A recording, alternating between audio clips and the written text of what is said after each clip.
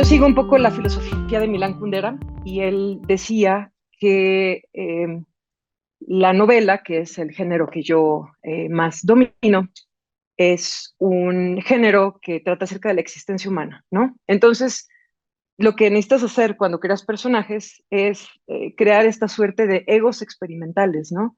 Estas posibilidades de las distintas formas en que los seres humanos habitamos en el mundo, ¿no?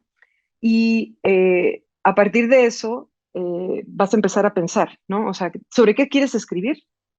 ¿Qué momento, ¿no? De la historia, qué momento de la existencia humana vas a empezar a, con el que vas a crear y pues de ahí te vas a arrancar, ¿no? A hacer los personajes.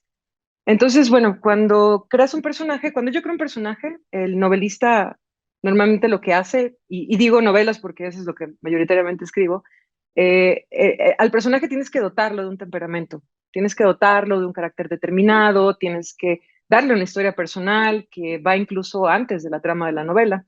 Y este temperamento y este carácter, esta historia personal, van a determinar como las acciones, las cosas que el personaje va a hacer para satisfacer un deseo. Entonces, a los guionistas, por ejemplo, de cine de televisión, que tienen un arte que los obliga a ser realmente muy esquemáticos a la hora de crear personajes, ellos comienzan a preguntarse qué es lo que desean, ¿no? O sea, para crear un personaje tienes que saber qué es lo que este personaje desea.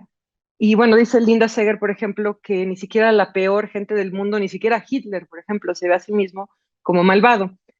Todos los personajes deben creer que están trabajando para un buen fin. Entonces, los personajes no son simplemente perfiles psicológicos, tienen que tener una problemática existencial propia, ¿no? Tienen que tener una historia interior, tienen que tener conflictos dentro de ellos, fuera de ellos, tienen que tener deseos, tienen que tener objetivos que quieren alcanzar, ¿no?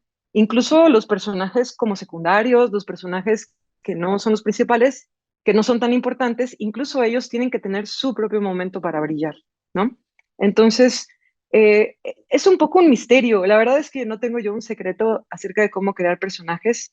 Es un poco un enigma. A veces ni los mismos escritores saben bien cómo fue que surgieron, ¿no?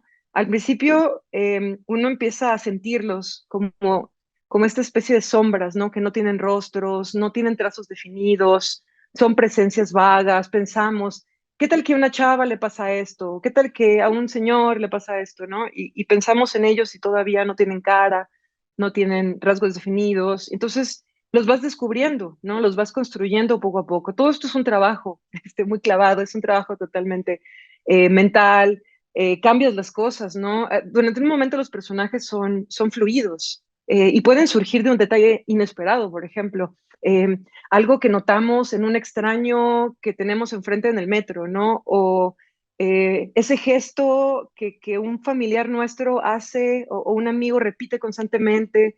Y también la verdad es que el personaje llega siempre como acompañado, ¿no? De aliados y de rivales, ¿no? Entonces, un gran personaje siempre es como una constelación y siempre es como una sombra de nosotros. Bakhtin decía que los personajes son sombras salidas de las noches de nuestras vidas. Entonces, para mí el trabajo principal del personaje siempre es ese trabajo hacia adentro, ese trabajo hacia adentro de uno, encontrar